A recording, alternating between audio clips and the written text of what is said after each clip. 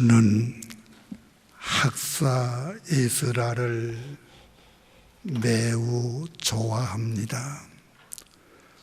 고저 좋아하는 정도가 아니라 평생을 목회하면서 제 소원이 나도 학사 에스라와 같은 목회자가 될 수 있으면 좋겠다.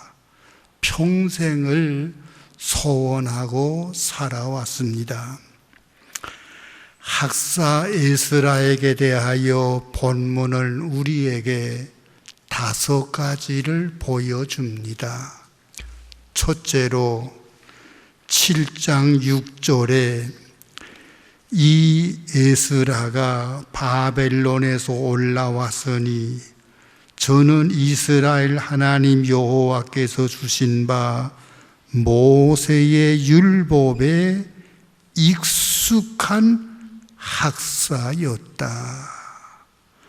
학사 에스라는 첫째로 모세의 율법에 익숙한 사람이었습니다.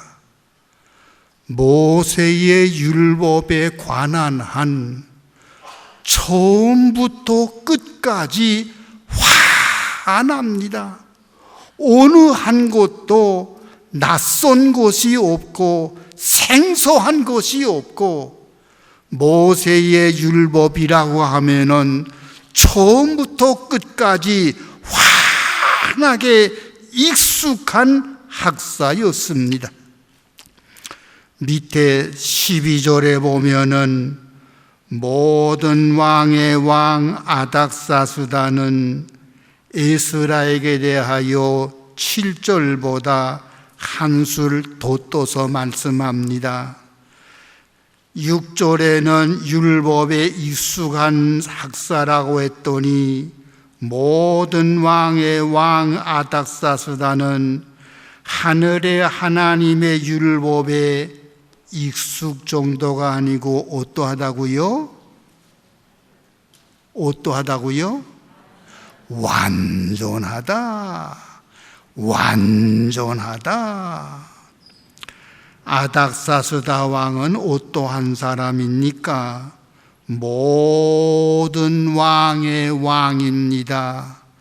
우리가 잘 아는 대로 옛날에는 한 나라라고 해봤자 전부 도시국가지요. 아덴시가 하나의 나라입니다. 고린도가 한 나라입니다. 그런 때에 아닥사스다 왕은 조그만 한 나라의 왕이 아니라 여러 왕들을 다스리는 그 왕들 중에 대왕입니다. 보통 사람 아니지요. 그런 대왕 아닥사스다는 에스라로 하여금 에스라는 하나님의 율법에 완전한 자다. 익숙 정도가 아니라 아예 완전하다고 평가했습니다. 역대하 26장 5절에 보면은 남국 유다 나라의 제10대 왕 우시야 왕의 종교 고문관으로 있던 스가랴에 대한 말이 나옵니다. 그 스가랴는 어떠한 사람이라고요? 하나님의 묵시를 밝히 아는 스가랴에 사는 날에 우시야 왕의 종교 고문관으로 있던 스가랴라는 사람은 하나님의 묵시에 대해서는 밝히 알았지 어설픈 것이 없었습니다. 사도행전 18장 24절에 보면은 알렉산드리아에서 온 아볼로라 하는 사람이 있었으니 저는 학문이 많고 성경에 능한 자라. 알렉산드리아에서 온 아볼로라는 사람은 일반 학문이 많은 뿐만 아니라 특히 성경에 대해서는 아주 능한 자라고 했습니다. 디모데후서 2장 15절에 바울은 믿음의 아들 디모데에게 뭐라고 말합니까? 디모데야, 내가 진리의 말씀을 옳게 분별하며 부끄러울 것이 없는 일꾼으로 인정된 자로 자신을 하나님 앞에 드리기를 힘쓰라. 디모데야, 너 하나님의 일꾼이 되되 부끄러움이 없는 일꾼이 되라. 그 부끄러움이 없는 일꾼이 될 수 있는 조건은 뭐이냐? 진리의 말씀을 옳게 분별해야 된다. 진리의 말씀을 옳게 분별하지 못하면은 그건 부끄러운 일꾼이야. 요사이 시대가 시대니만큼 목사들이 구형차 타고 다니는 목사들 어디 있노? 다 그래도 신형차 타고 다니는데 난 이거 7년 묵은 구형차 타고 다니려니 도대체 어디 갈 때 부끄러워서 차를 타고 갈 수가 없다니까. 다른 목사들 다 신형차 타고 오는데 난 이거 7년 묵은 구형차 타고 갈라니 나머지 부끄러워서 차를 몰고 갈 수가 없어. 구형차 타는 게 부끄럽습니까? 구형차 100번 타도 괜찮습니다. 하나님의 종으로서의 부끄러운 것은 진리의 말씀을 옳게 분별치 못하는 이거이 부끄러움인 겁니다. 이렇게 말하는 바울 자신은 어떠했습니까? 디모데 보고 진리의 말씀을 옳게 분별하는 부끄러움이 없는 일꾼이 되라고 권면하는 바울 자신은 어떠했습니까? 디모데전서 2장 7절에 이를 위하여 내가 전파하는 자와 사도로 세우심을 입은 것은 참말이요 거짓말이 아니니 믿음과 진리 안에서 내가 이방인의 스승이 되었노라. 믿음과 진리 안에서 내가 이방인의 스승이 되었노라. 나 바울 보고 천문학을 강의하라? 나 무식해서 천문학 몰라. 나 바울 보고 광산학을 강의해라? 나 광산학의 광자도 몰라. 바울 보고 전자공학을 강의해라? 나 살 때는 전자공학이라는 단어가 없어서. 나 천문학 몰라. 나 광산학 몰라. 그러나 믿음과 진리, 어떻게 믿는 것이 올바로 믿는 것이며 기독교의 진리가 무엇인가, 이 두 가지 과목에 대해서는 나는 이방인의 스승의 자격이 있어. 이거이 바울의 고백이었습니다. 목사가 천문학 모른다고 누가 무식하다고 비난하지 않습니다. 목사가 광산학 모른다고 누가 탓하지 않습니다. 그러나 어떻게 믿는 것이 참 진리며 기독교의 진리가 무엇인가, 이거 바로 모르면은 부끄러운 일이지요. 옛날에 중국에 맹자라는 책이 있지요. 나고 잘 모르는데 어느 제자가 선생님께 물었답니다. 선생님, 내가 좀 맹자라는 책에 한번 환하게 통하고 싶은데 어떻게 하면 되겠습니까? 야고 네 생각이 고맙구나. 그래, 너 3,000번만 읽어라. 맹자대란 책을 3,000번만 읽으면 탁 하고 통하는 소리가 들릴 거라. 아, 그래요? 그 제자는 그날부터 맹자를 3,000번 읽었습니다. 3,000번 읽었는데도 탁 하고 통하는 소리가 안 나요. 이상하다. 우리 선생님 거짓말할 리가 없는데. 그래서 맹자 삼천덕의 불문 탁지송이라 이 글을 지어가지고 선생님께 갖다 바쳤습니다. 3000번 읽어도 탁소리가 안 나네요. 선생님께서 내게 하나 묻겠는데, 너 요번에 뜻을 생각하면서 종독하면서 읽었니? 안 그러면 그저 3000면 채우려고 그저 설치면서 횟수단 채우려고 설치면서 읽었니? 선생님, 내 아픈 데를 찌르시는군요. 실은 제가 그저 빨리 3000번 채우려고 설치면서 읽었습니다. 그러니 안 되지. 너 요번에 다시 3000번 읽어라. 요번에는 뜻을 생각하면서 종독을 해라. 그 스승의 그 제자라. 그날부터 이 제자는 그야말로 양심의 가책이 안 될 정도로 뜻을 생각하면서 종독하면서 3000번 읽었습니다. 요번에야말로 탁 하고 소리가 어김없이 날 줄 알았는데 탁 소리가 또 안 들려요. 그래서 다음에 글이 맹자 삼천덕에 뭐 하나 다뤘습니까? 뭐 하나 다뤘습니까? 예? 지자가 두 개죠? 맹자 삼천덕에 부르면 탁지 소리가 또 안 들리네요. 스승말 됐다. 일이 통한 거라. 아니 선생님 탁하고 들 소리 안 들렸는데요. 이 사람아, 맹자 삼천덕의 불문 탁지송 이거는 한시, 한글의 그 시요, 한시상 운이 안 맞아. 그건 무식한 글이야. 맹자 삼천덕의 불문 탁지송 이렇게 하여 한시상의 운이 맞는 거야. 이게 바로 통한 거야.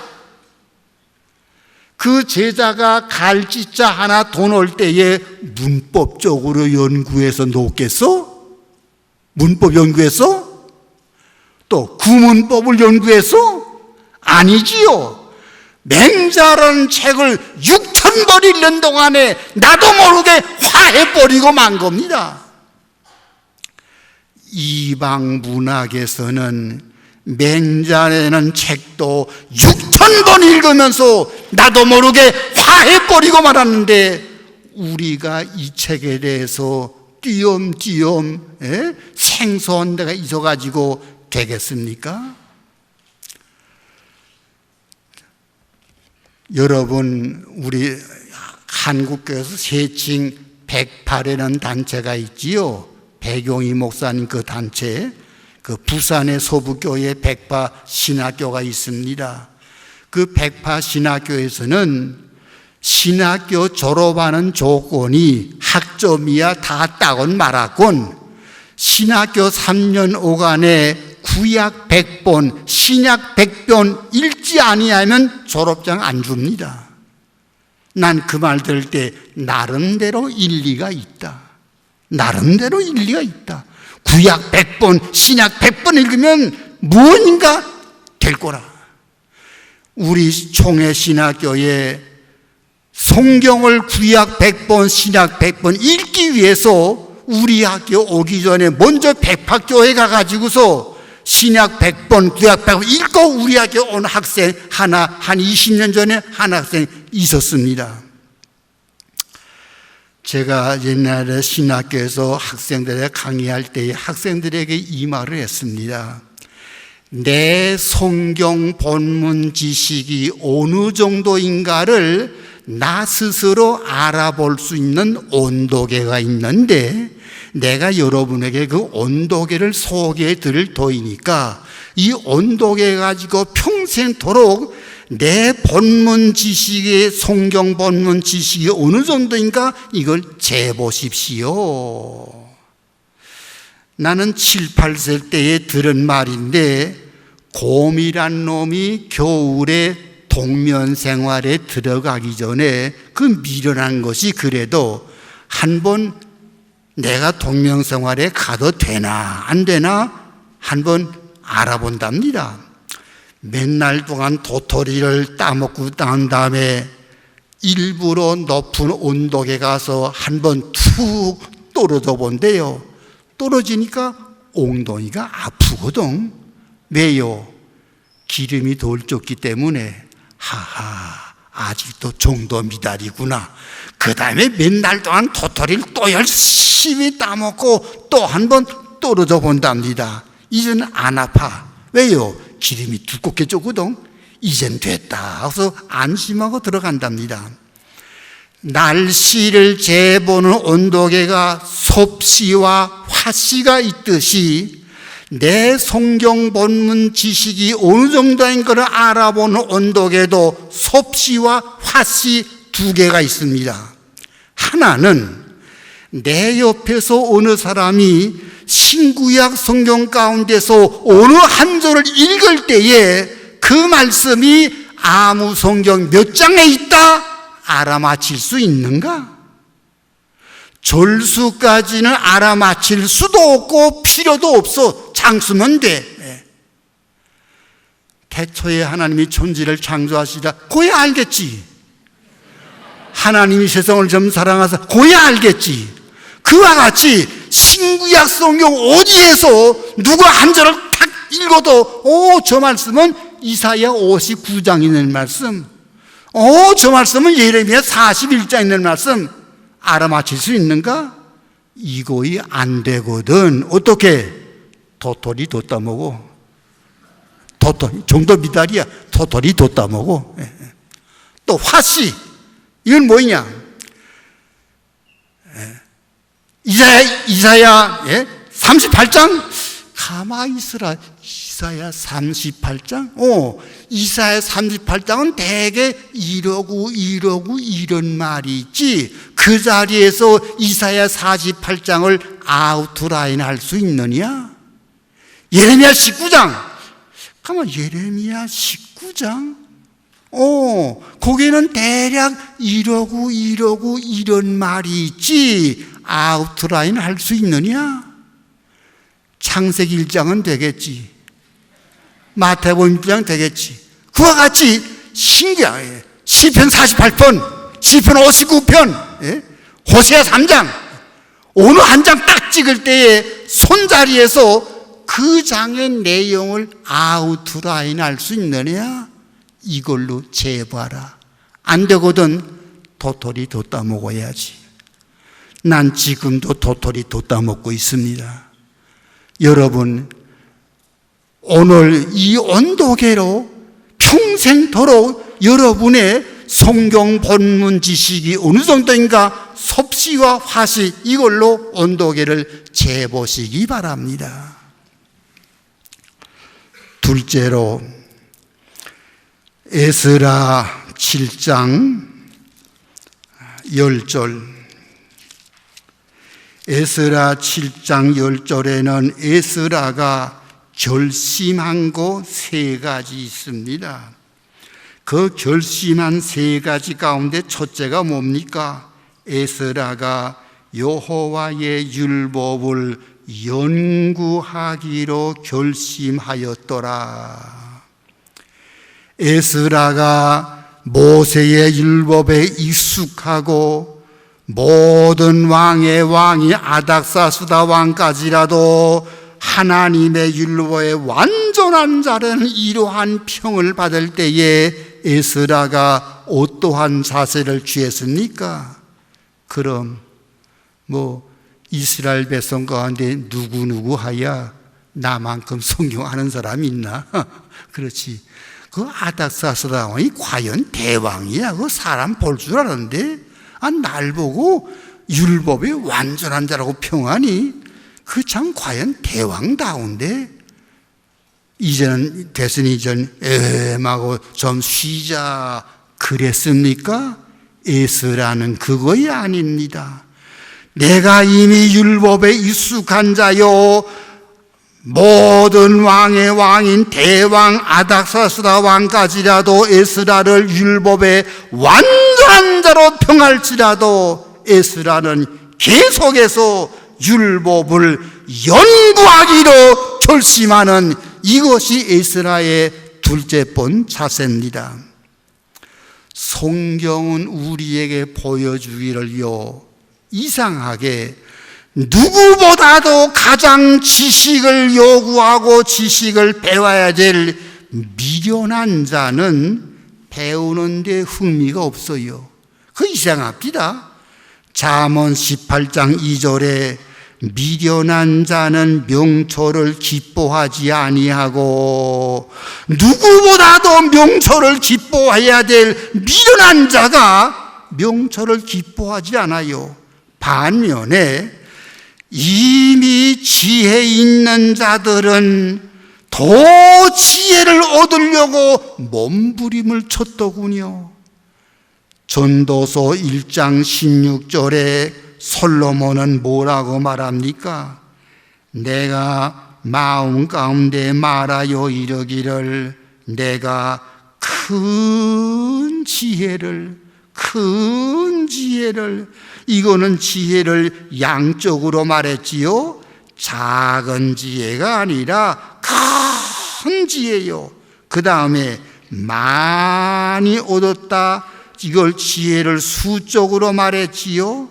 솔로몬은 양쪽으로 작은 지혜가 아니라 큰 지혜를 수적으로는 많이 얻었습니다. 그 다음에 나보다 먼저 예루살렘에 있던 자보다 낫다 했나니 시간적으로 볼 때 과거에 어떠한 자보다 가장 지혜롭습니다.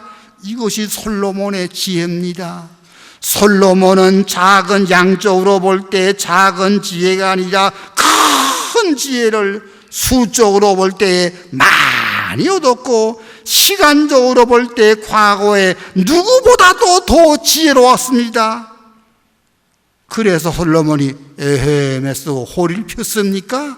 17절에 내가 다시 지혜를 알고자 하여 알며 미친 것과 미련한 것을 알고자 하여 어떻게 했다고요? 여러분 본문 안 봅니까? 이거 우리 내수동교회는 쫙 저 본문을 같이 보는데 여러분 본문 안 봐요? 17절에 내가 다시 미친 것과 미련한 것을 알고자 하여 어떻게 했다고요? 마음을 쏟다.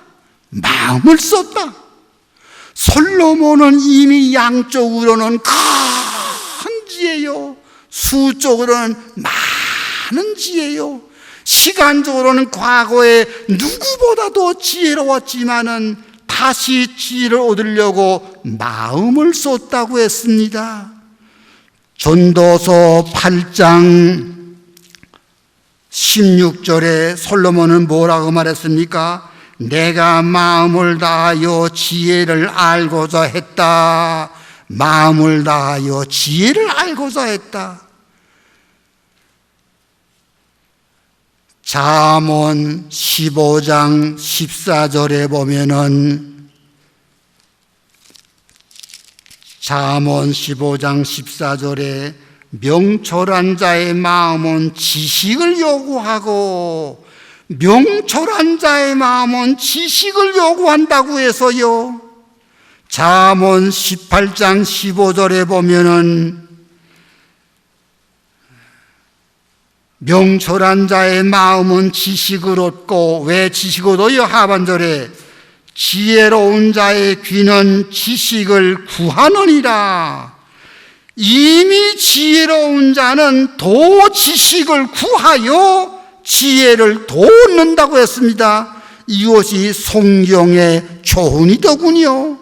성경은 말하기를 지혜로운 자는 더 지혜로워지려고 몸부림치고, 도리어 미련한 자가 알려고 애를 안 쓴다고 해서요. 에베소 3장 3절에 바울은 이렇게 말합니다. 곧 계시로 내게 비밀을 알게 하신 것은 내가 이미 대강 기록한 바 같으니, 바울은 말하기를 하나님께서 나에게 계시로 비밀을 알게 해주었다. 감사합니다. 이미 바울에게 계시로 비밀을 알게 해 주었습니다. 그래서 바울은 허리를 펴고 헤맸습니까? 에베소 6장 19절에 바울은 에베소 교회를 위해서 날 위해 기도해달라고 했습니다. 기도의 내용이 뭡니까? 또 나를 위하여 구할 것은 내게 말씀을 주사! 말씀을 주사! 얘들아, 너희 날 위해 좀 기도해다고. 무슨 기도? 하나님께서 나에게 말씀을 주시도록. 이미 계시로 비밀을 알고 있은 바울이었지만은 바울은 그것으로서 만족 안 가고 하나님께서 계속해서 자기의 말씀을 주시기를 위해서 기도해 달라고 했습니다. 이 시간에 제 망신 좀 하겠습니다. 나는 목회를 시작한 지 60여 년 지냈는데 다른 사람은 모르겠습니다. 제가 깨달은 것은 이 책이 결코 간단하게 점령되는 책이 아니구나. 이걸 제가 깨달았습니다. 이 책이 결코 간단하게 점령되는 책이 아니구나. 다른 사람은 모르겠어요. 나는 그걸 강하게 느꼈어요. 저는 이날까지 목회하면서 귀한 은사 목사님 한 분을 만났습니다. 그분은 최원초 목사님이란 분인데 그분에 대한 소개는 제 사무엘 상하 강의 소문에 그 어른의 소개가 나와 있습니다. 참 그분은 얼마나 귀한 분인지 모릅니다. 간단하게 말해서 요한계시록을 1만 번 읽은 사람이에요. 뭐 그 정도면 더 말할 것 없지요. 요한계시록 1만 번 읽은 사람. 그분이 47년도 5월 말 어느 날, 그때 제가 초등학교 선생을 하고 있었는데, 초등학교 선생을 하고 있지만은 앞으로 신학을 하고 목사가 될 뜻을 품고 있었고 그 목사님도 저를 알았습니다. 47년도 5월 말 어느 날 보고 자네 앞으로 자네가 목회할 마음이 있다면은 다른 거 그만두고 우선 본문부터 많이 읽어라. 본문부터 많이 읽어라. 47년 넘은 지금으로부터 62년 전입니다. 그 새카만 옛날에 본문이 무엇인지 제가 알기나 했습니까? 그 목사님께서 저를 보고 너 본문부터 많이 읽어라. 다른 목사님들에게는 대단히 죄송한 말씀이지만 다 목사님들이 성경 많이 보라고 하시겠지만은 최원초 목사님께서 저를 보고 본문 많이 읽어야 된다고 주신 도전은 미안합니다. 한국교회 어느 목사님도 줄 수 없는 강한 도전을 주었습니다. 건방지지만은 47년도 5월 달부터 이날까지 62년 동안 용서하십시오. 이 책에 대해서는 좀 남달리 시간을 투자해 왔다고 생각합니다. 아마 여러분들이 책에 대해서 말 듣기를 저 사람 하루에 성경 본문 4시간 본다 뭐 그런 말 들었겠지요. 뭐 사실입니다. 사실이에요. 근데 60년 다 학교 게 아니고 공부할 때 어떻게 그거 봅니까? 제가 유학을 다 마치고 온 다음에 68년도에서 91년까지 23년 동안은 문자 그대로 하루에 4시간씩을 투자했습니다. 고려신학교 할 때에는 방학 동안에는 4시간 읽었습니다. 아마 방학까지 합치면 24년은 되겠지요. 24년은 문자 그대로 4시간씩 읽었고 91년도 이후에는 제 육체의 관계 때문에 그렇게 할 수 없게 돼서 지금 그렇게는 못합니다. 하나 사상적으로는 그만큼 강하게 좀 시간을 투자했지요. 10년이면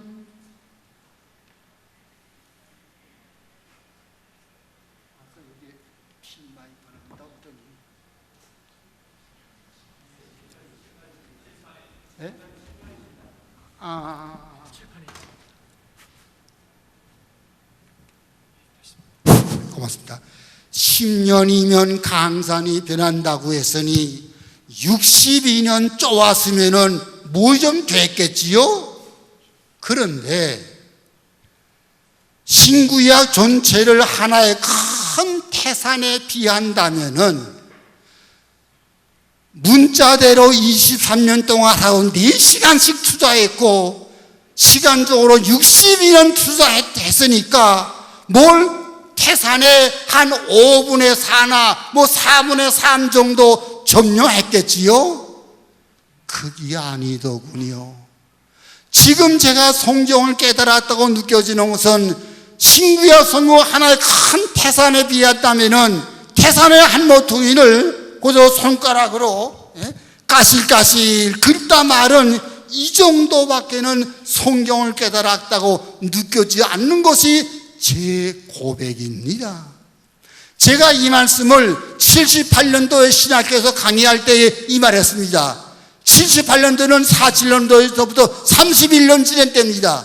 그때에 내가 31년 쪼았으면 이거다. 이상하게 오늘은 제2의 31년이 지냈습니다. 62년. 그런데 이거보다 더 주는 것 같아요. 이 책이 이러한 책이더군요. 하나님께서 돌대가리 같은 내 머릿속에 이상하게 50년도 1월 1일 날 어떤 아이디어를 주기를 성경을 가만 보니까 구약 가운데서 시편과 잠언은 좀 다른 책에 비해서 농도가 짙다고 봅니다. 그렇지요? 한데 이걸 구약을 1년 순서대로 같이 읽다가는 이거 뭐 평생 올라 못 읽겠어요. 그래서 50년도 1월 1일부터 시편과 잠언은 구약을 순서대로 읽는 데서 지점을 하나 차렸습니다. 구약을 순서로 읽는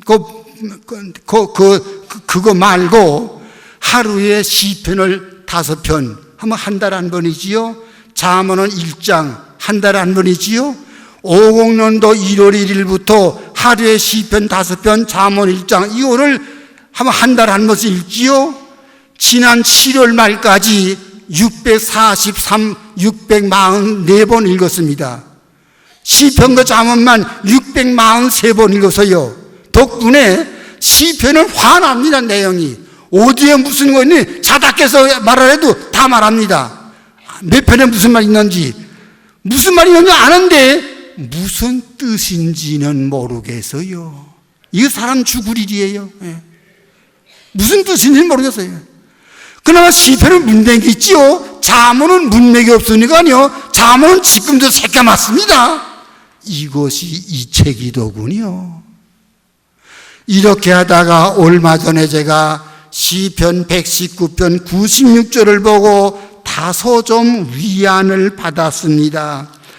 시편 119편 96절에 시인을 이렇게 말했습니다.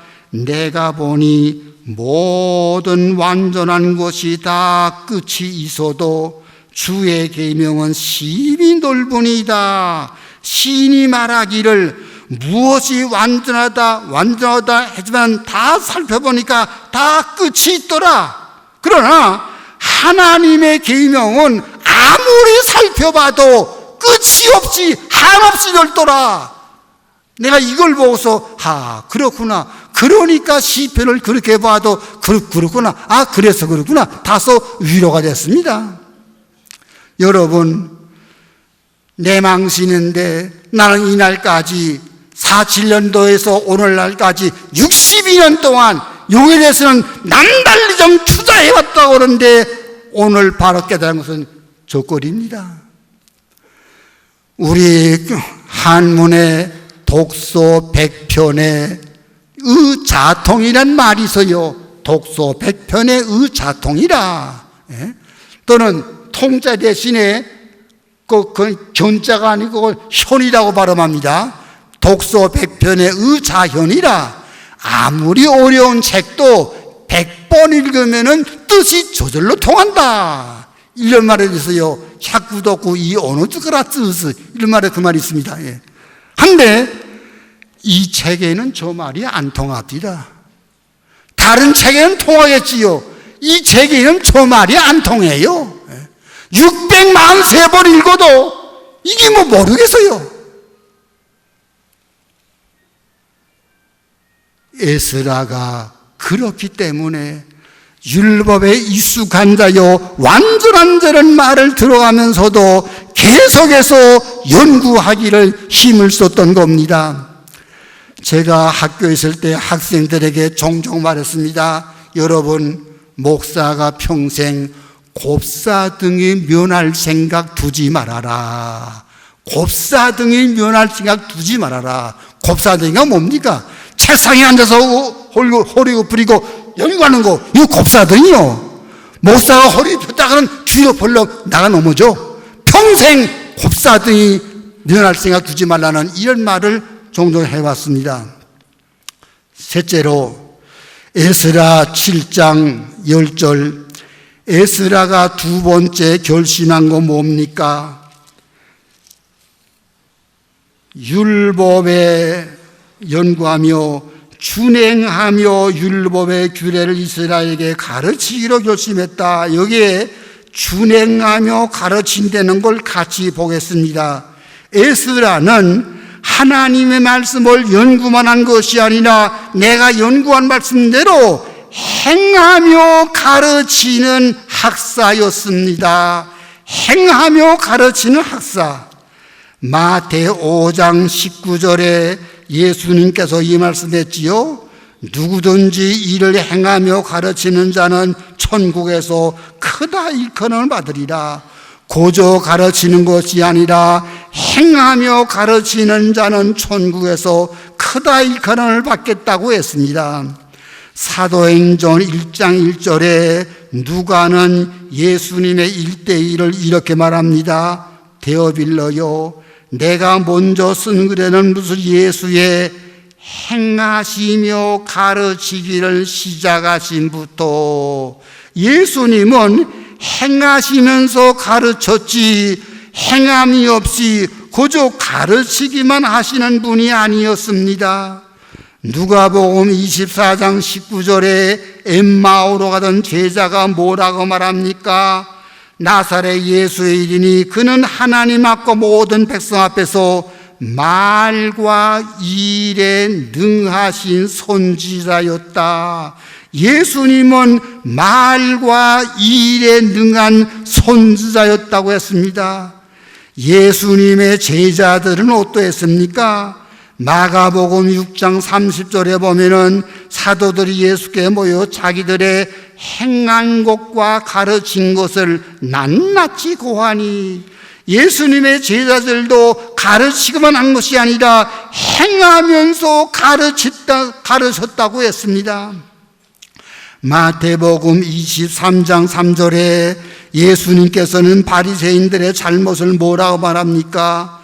저희는 말만 하고 행치 아니하는다. 바리새인들은 말만 하고 행치 않는 자라고 했습니다. 로마서 2장 19절에 바울은 유대인들을 뭐라고 말합니까? 내가 율법에 있는 지식과 진리의 규모를 가진 자로서 소경의 길을 인도하는 자요 어둠에 있는 자의 빛이요 어리석은 자의 훈도요 어린아이의 편서이라고 스스로 믿으니, 그러면 다른 사람을 가르치는 내가 내 자신을 가르치지 아니하느냐? 너는 다른 사람을 가르치면서 너 자신은 안 가르치는구나. 도둑질 말라 반포하는 데가 도둑질하느냐? 간음하지 말라 말하는 데가 간음하느냐? 남보우는 도둑질하지 말라고 반포하면서 내가 스스로 도둑질하고 있구나. 남보우는 간음하지 말라고 하면서 내가 스스로 간음하는구나. 유대인들은 말만 하고 행치 않는 허물을 바울이 꼬집었던 겁니다. 에스라는 내가 연구한 율법을 행하며 가르치는 학사였습니다. 넷째로, 에스라는 학사로서 그저 율법을 연구하고 지식으로만 알고 있는 그러한 학사였습니까? 아닙니다. 그는 경우에 따라서는 하나님 앞에 엎드려 눈물과 금식으로 하나님 앞에 무릎을 꿇는 무릎의 사람이었습니다. 에스라 8장 21절에 이러한 말이 있습니다. 때에 내가 아하와 강가에서 금식을 선포하고 우리 하나님 앞에서 스스로 겸비하여 우리와 우리 어린 것과 모든 소유를 위하여 평탄한 길을 그에게 간구하였으니 이는 우리가 전에 왕에게 고하기를 우리 하나님의 손은 자기를 찾는 모든 자에게 손을 베푸시고 자기를 배반하는 모든 자에게 권능과 진노를 베푸신다 했으므로 길에서 적군을 막고 우리를 도울 보병과 마병을 왕에게 구하기를 부끄러워하였습니다. 에스라가 바벨론에서 예루살렘으로 오려고 할 때에 그 길은 4가지 어려움이 있는 길입니다. 4가지 어려운 길이에요. 31절에 보니까 우설은 정월 7장 9절에 보니까 정월 1일 날 떠나서 5월 2일 날 예루살렘에 왔으니 만 4개월을 걸어야 될 모나먼 일입니다. 만 4개월을 걸어야 될. 둘째로 나 혼자 걷는 것이 아니라 에스라 8장 20절에 보면은 우선 레위 사람만 해도 220명이 되고 또 22절에 보니까 우리의 어린 것들까지 있습니다. 나 혼자 걷는 것이 아니라 200~300명이 같이 걸어야 될 책임이 무거운 길입니다. 셋째로 31절에 대적과 길에 매복한 자가 있다. 그 길에는 대적들이 매복했다가 지나가는 사람들을 죽이고 돈을 빼앗는 어느 산모퉁에서 언제 복병이 나올지 모르는 위험천만한 길입니다. 넷째로 그렇다고 내가 그들을 막을 만한 호위병이 없습니다. 우리는 빈손입니다. 당할 대로 당해요. 이 4가지 어려움이 있는데 이렇게 무기 하나 없이 어려운 길을 올 때에 하나님께서 지켜주시기를 바라고 떠나기 전에 금식 기도를 했습니다. 느헤미야는 호위병을 구했습니다. 느헤미야는 예루살렘 올 때 호위병 구해가지고 왔습니다. 에스라는 일부러 구하지 않아서요. 이렇게 해서 하나님 앞에 금식을 했습니다. 에스라 9장 3절에 보니까 에스라가 예루살렘에 와보니 이스라엘 백성 가운데 이방 혼인한 사람들이 있다는 보고를 들어서요. 이 보고 들을 때 에스라 어찌했습니까? 내가 이 일을 듣고 속옷과 겉옷을 찢고 머리털과 수염을 뜯으면서 기가 막혀 앉았다가 5절에 저녁 제사를 드릴 때 내가 근심 중에 일어나서 속옷과 겉옷을 찢은 대로 무릎을 꿇고 나야 하나님께 여호와께 손을 들고 기도했다. 경우에 따라서는 하나님 앞에 무릎을 꿇고 금식하고 기도하는 눈물의 사람이었습니다.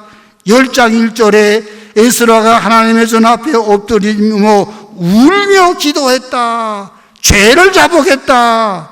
에스라는 학사만이 아니라 경우에 따라서 하나님 앞에 엎드려서 울며 금식하고 기도하는 눈물의 사람이었습니다. 7장 12절에 에스라를 고조 에스라라고 학사라고 안 하고 학사 겸 제사장이라고 했습니다.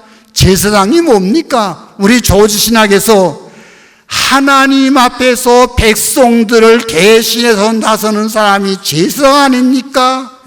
하나님 앞에서 백성들을 대신해서 나서서 하나님 앞에서 백성을 위하여 하나님께 대신 무릎을 꿇는 것이 제사장입니다. 에스라는 학사만이 아니라 제사장이었습니다. 영어에 드라이스카라는 그런 말이 있습니다. 드라이스카라. 그건 사전에는 없어요. 그래서 우리 속담으로 드라이스카라.